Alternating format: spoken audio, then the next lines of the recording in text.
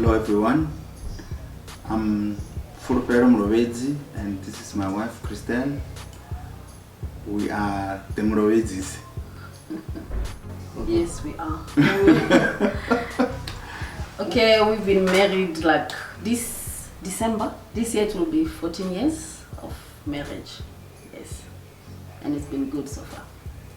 I will just summarize it to love. We love each other very much.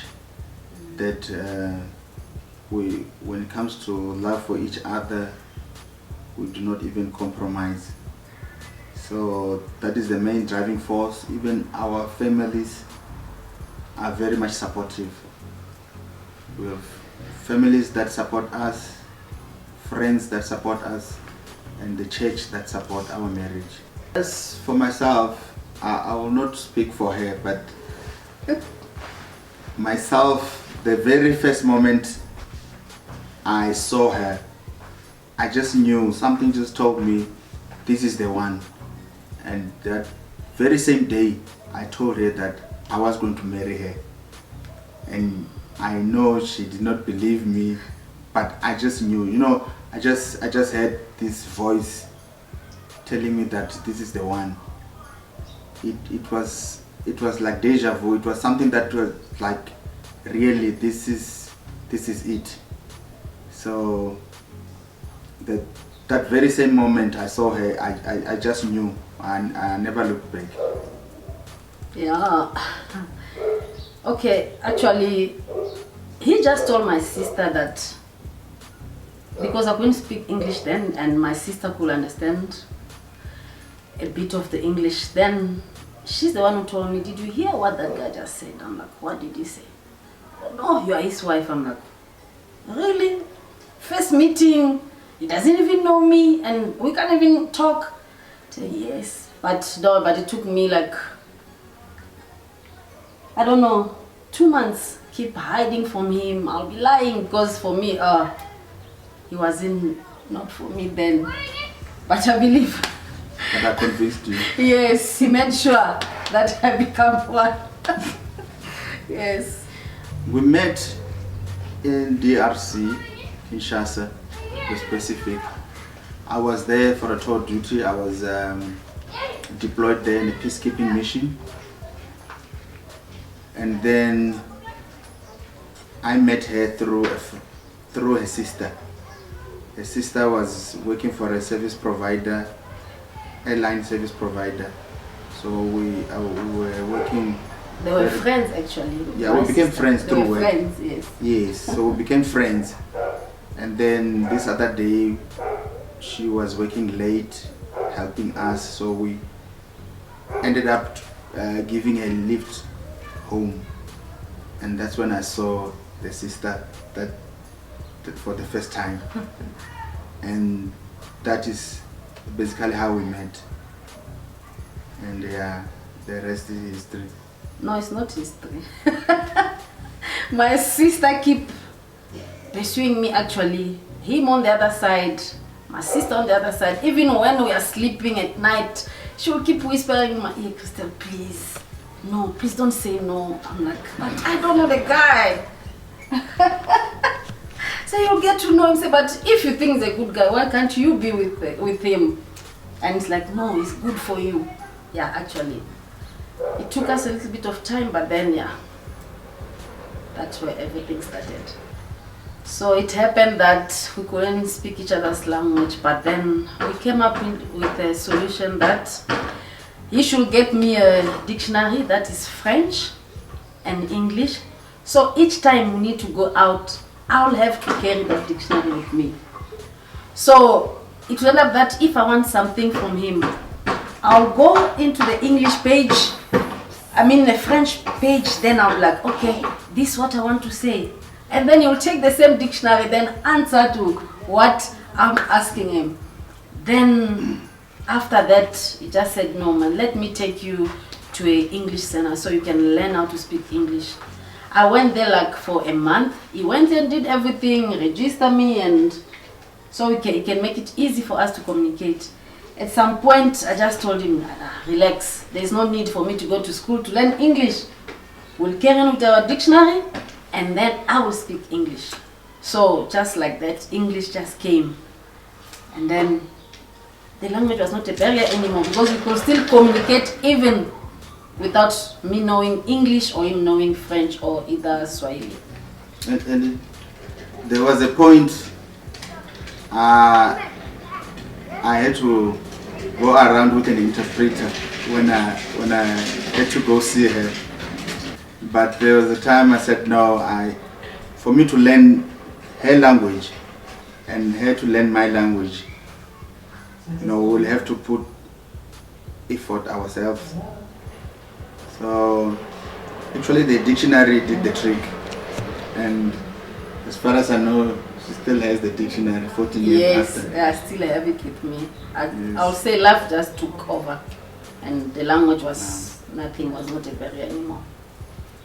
And the fact that I really wanted, or we both really wanted, the whole thing to work out. So I also put a lot of effort learning her home language.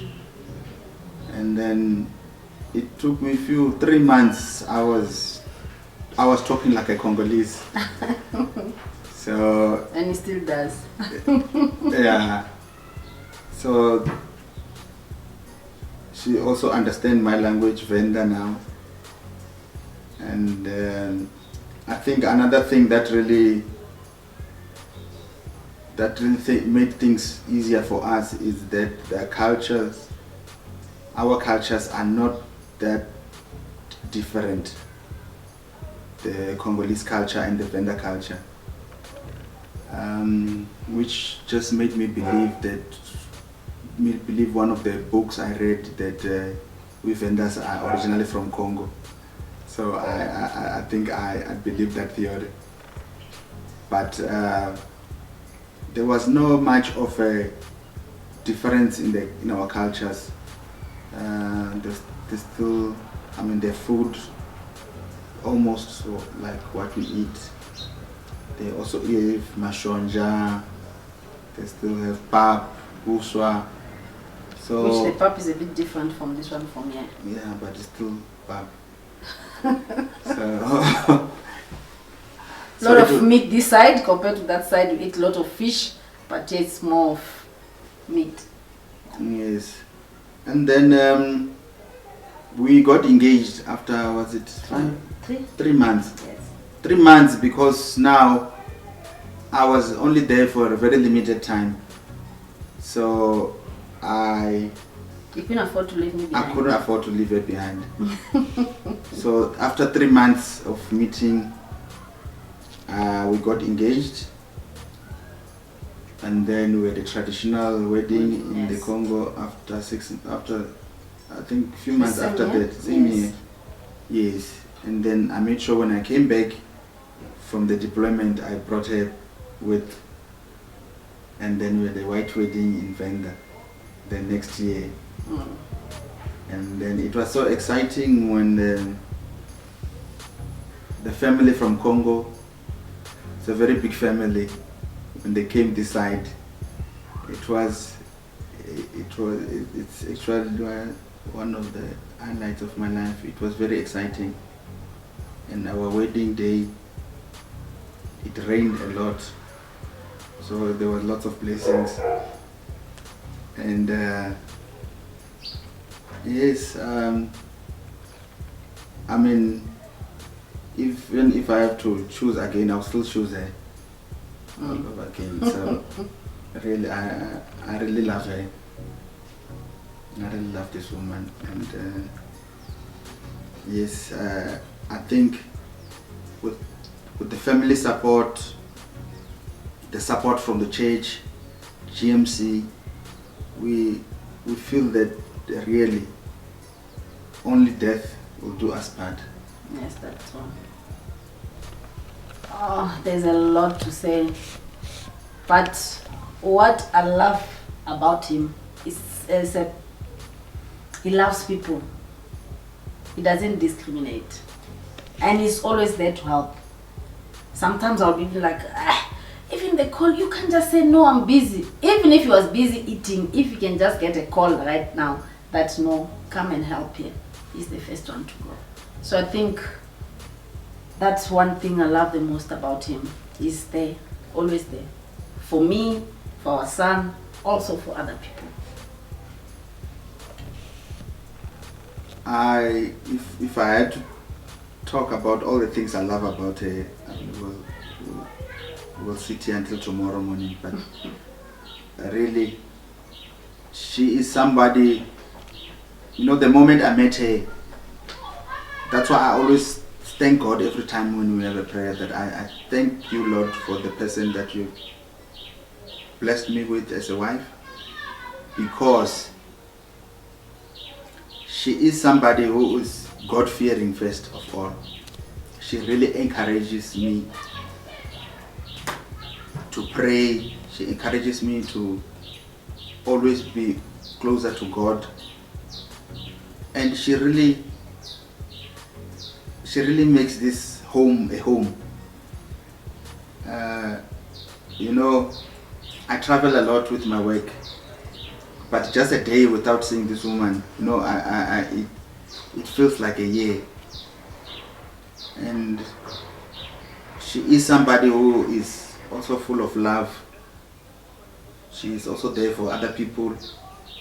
And I love the fact that she loves my family. I'm talking about now my side of the family. And she takes care of us, our son, and she is just full of love. And most of all, as a wife, she is full of peace. She loves peace, you know. So I think that is one of the most important things in marriage: peace and love. And that's what she gives all the time. Yeah, I am very much grateful. And like I said, you know, I can only thank God. I mean, I had to go all the way to DRC to find a wife, a perfect wife. So yes, I mean, I could have married a woman here at home, but yes, God had a wife for me in the DRC. I am thankful, and 14 years of marriage, I still feel like we just got married last year. So it can only be God. There's no taboo. Yes. Yes. There's no taboo between us. Yeah. I think that also that makes us to be who we are. We talk about everything. Yes. First of all, we don't sleep angry at each other. That's one thing. Even if I'm the one who's angry, make sure you wake me up. Hey, let's talk. Even though I don't want to talk, make sure we talk about whatever that is. Yes. But I'm not that person who sometimes like to keep quiet. But he's not like that. He'll make sure we just talk. I think that's one thing also makes us to go strong each and every day. We don't hide things from each other in any aspect of life. Yeah. I think when we got married, we were both still very young. I was 26 and she was 23 then, right? I was 22, you were 25. Okay. But yes, we were still very young. And then the moment I brought her to South Africa, I realized that she was missing home a lot. There were moments I would see her sad, and you know, it would break my heart because I was young, but I could see that sometimes I would feel that does she really love me enough to stay? So those moments, I mean, she overcame that at a very young age, you know, because she has a big family. She's got 5 sisters and 5 brothers, and they are very close. Very close. It was difficult to live. So for her, she was the only one who was outside the borders. So I was the only person, even though my family was there, but after marriage, we had to move to, I was working in Cape Town, we had to move to Cape Town. I was still working in the ships then. She would stay alone, sometimes with our son. He was still an infant then. And then sometimes she had to stay weeks and weeks by herself. But she managed to overcome all that. So those moments really, it showed that she was in it for the long haul, and she was prepared. Even though sometimes I would see the sadness in her eyes when she misses home, and she would tell me, sometimes she would not tell me, but I would just see that really she is missing home. But I'm glad it worked out. She outgrew all that, and every time when she goes to visit home, after 2 days, she's already missing home this side. Yes, I think the love that we have for each other actually is the one that helped me overcome all those challenges of missing home and stuff. I'm still going to miss them. It's my home still. I'm still going to miss them, but this is my home. So there is no home without him. So it doesn't matter how much I miss them, but there's no going back, because this is what I chose. It's the life that I chose to be always by his side. All I can say is that as much as we love each other, but bringing God into our marriage, it's something that it kept us going. It kept the love. So with God in the midst of our marriage, you say love will be enough. Yes. Yes. So with God there will always be love. There will always be everlasting love. So for the fact that we are God-fearing couple, I believe that is what the love that we have is enough, because there is God. I believe the moment that God is out of the picture, that will be... Even that love, I think, will fall apart. Thank you. Yes. One thing, I think God also in this regard has made sure that I meet somebody who's got the same interest as mine, because when we go out, whenever we go out, we seldom go out, but when we go out, we do things that we enjoy together, things that we love. We love traveling, when we're long drives. She loves doing that too. Yes, I like long drives. Yes, so if we're gonna go to a restaurant, she loves dining out as well. So really fascinating that we love almost the same things. And we are not scared to try something new. Yes.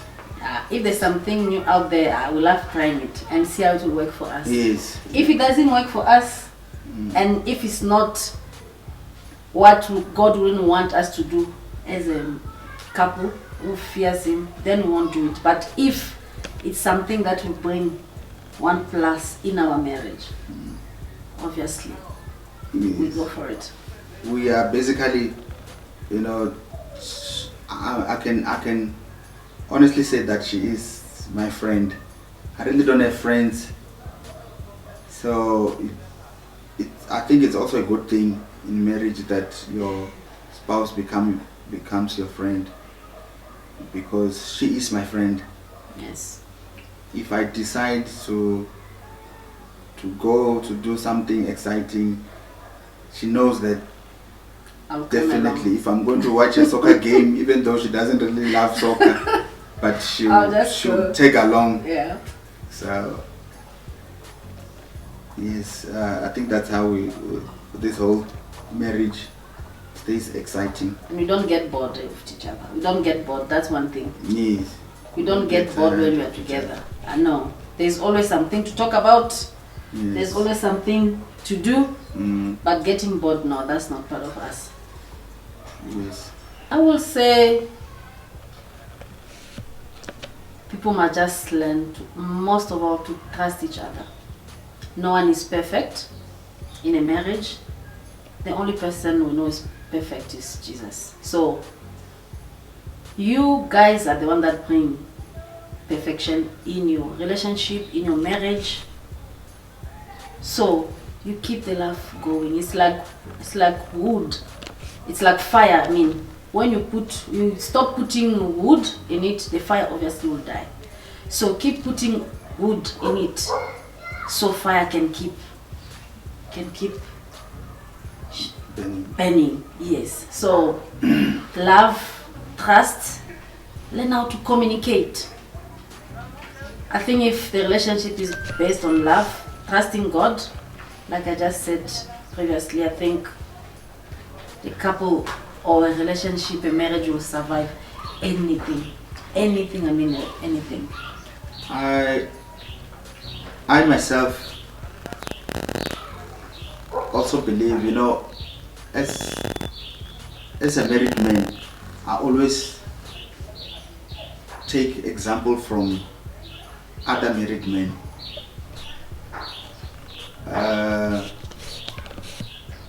There are couples like my pastor, his wife, my uncle, and most of all, I always like to live the way my grandparents lived, because they are the people who really showed me that you can live happily in marriage for the rest of your life, because they were married, I think, for over 70 years. Yeah, almost 70 years of marriage, and those two loved each other until my grandmother passed away year before last. But they were so much in love that even when my grandmother fell sick, she couldn't do anything on her own, but my grandfather couldn't let go. He was there for her, and you could see the love between them. It was just incredible. And those are the people I would like to follow their footsteps and be there for my wife, just as my grandma's father was there for my grandma. Their journey was so, it was a romantic journey on its way, and really that is what I would really love. Even their parents have been married for how many years now? 46 years. And they love each other very much. And my dad always say, you must be someone that when people look at you, they'll be like, even though you went out, you married to someone is not from your own culture, but you still show that love is out there.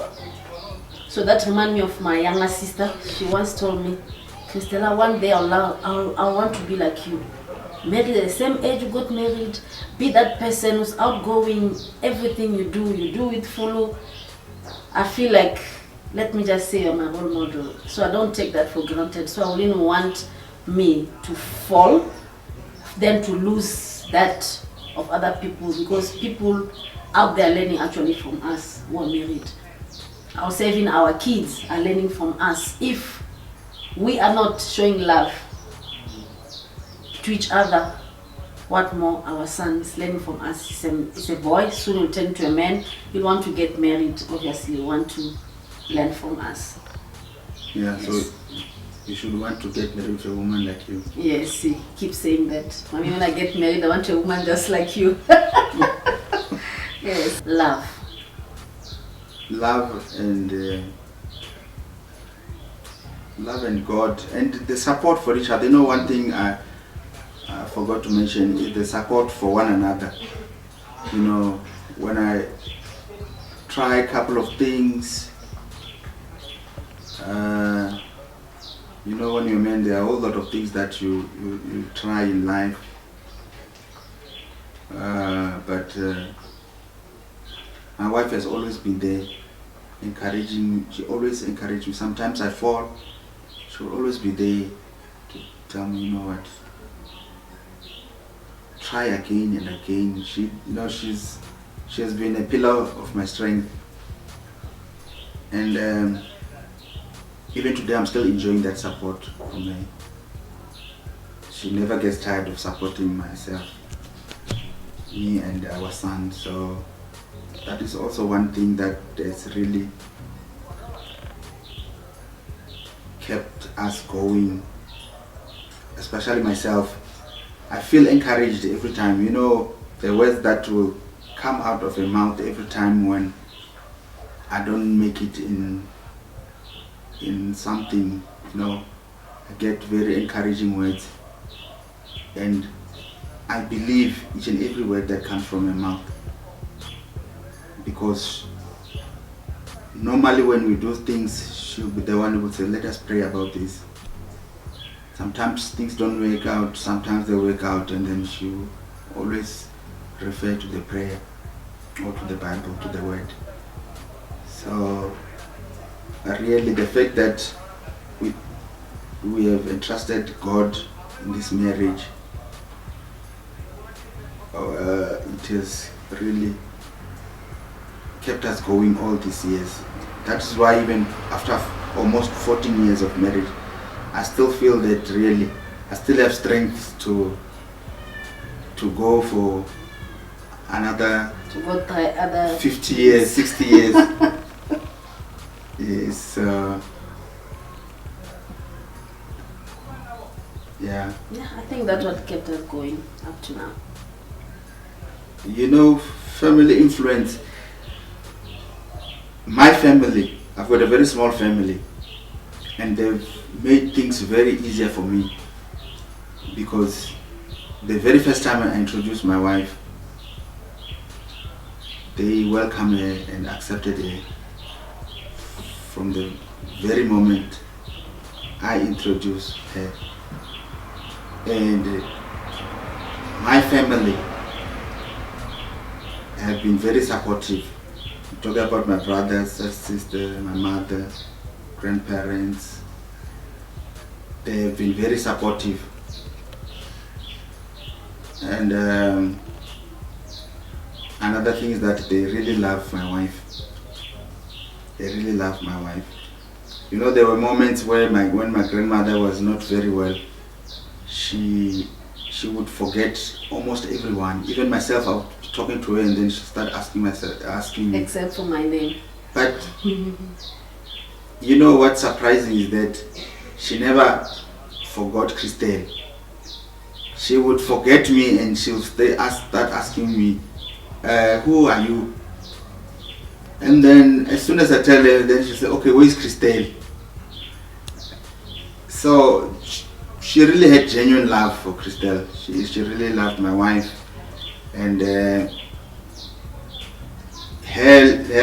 family as well. They love me very much. We always joke that sometimes I always say, I'm going to send you back home to Kinshasa. I'll buy you a one-way ticket to Kinshasa. And she said, when I get there, my father will buy another one-way ticket back, because he will not believe the stories I'll be telling him. But I think let me not say we are lucky, but we are blessed to have families that are always there for us. They support us, and they love us from both sides. I know it's rare, but my sisters, they love her too. They squeeze us. They can. So, yeah. If I don't answer the call, they'll be like, what are you busy doing? Can't I just have time for myself? Yes, I think they didn't expect much from us except to see us happy. Because at some point that the war broke down in Kinshasa, and Fulu had to come back, because they had to take all that soldiers that are from South Africa. They had to come back home. But then Fulu did something that nobody could have done. Even though they were shooting and everything, Fulu made sure he came to my township to come and see me, to try to convince me to come with him. Even though my parents were like, no, Crystal, you should stop him. You should stop him from coming here. It's not safe and everything. I'm saying this just to say that our parents really, they didn't expect much from us, but to see us together, no matter the situation that was happening. Even the mother was like, I don't care what's gonna happen to you if you feel that you want to be close to Christelle. Even though they are shooting and everything, himself he took also his gun and everything, put in his Land Rover all the way to my township. So I mean, like, it's a drive from, let's say, from here to the airport at Oatamo. But still he came. So I think our family, they just want to see us happy. I don't think they expect anything than to see us happy as long as we are together. Yeah. You know, when I met her, the first day I saw her, I mean, I had a feeling that I never had in my life. She was the most beautiful woman I've ever seen. You know, when I looked at her, I looked at her eyes, I was looking at her nose. I was still tiny, very tiny then, yeah. And then, you know, she was just amazing. She was just amazing. And then, even after marriage, you know, after marriage, we all go a bit big, everything, you know. And when she was, okay, maturing, let me put it that way. When we were maturing, it was like she was just getting more and more beautiful. That's not the truth. Yes. Every time she was asking me, baby, how do I look? I'm telling her, you know, you look more beautiful than ever. And it's true. Oh no. It's true. She is beautiful inside and outside. I wish I lose some weight though. Yeah. Go back then. No, I don't want you to lose any weight. Then you were young. But she is a beautiful woman, and I know when I'm with her that I'm with a beautiful person. Whenever I'm with her, I feel good because I know I'm sitting next to this beautiful woman. And what's that you don't like? That I don't like. Yes. I love everything. Okay. I love everything, but I won't lie. I used to love him more when I loved the hair, because he used to have this American haircut. And my mom used to get confused, say, is really that boy really an African? I'm like, yes, he is. But why does he have a haircut like an American? Those nice. But now, it's the bald, so I think, yeah. Only if I could grow your hair back. It's age. Yeah, it's age. No, just say I was still young then. Yeah, but yes. Yeah, beautiful. That's what I love the most. Oh, when you go to the salon, I'll make sure I'm there, so they cut the way I want. Unfortunately now, they can't cut the way I want, we just have to go bald. I mean, we just have to accept it. No, there are wigs now for Afro. I can get one. Yeah, that's it. That could be it. And I'm the one who convinced her to have dreadlocks. Yes. Yes, she didn't like dreadlocks, but I could see the texture of her hair, that, you know, she will look beautiful. This hair will look nice when they are dreadlocks. And it took me a couple of years convincing her. And then, you know, she was always scared when she goes back to Kinshasa. She would say, no, but they will think I'm a Rasta. You know, when you are there in Kinshasa, they see somebody with dreadlocks, they just say, I'm sure this one will be smoking weed. But I see the family loves the dreadlocks now. Yeah, and now my mom doesn't even want me to style it. Say, no, just let it fall. I'm like, oh, okay.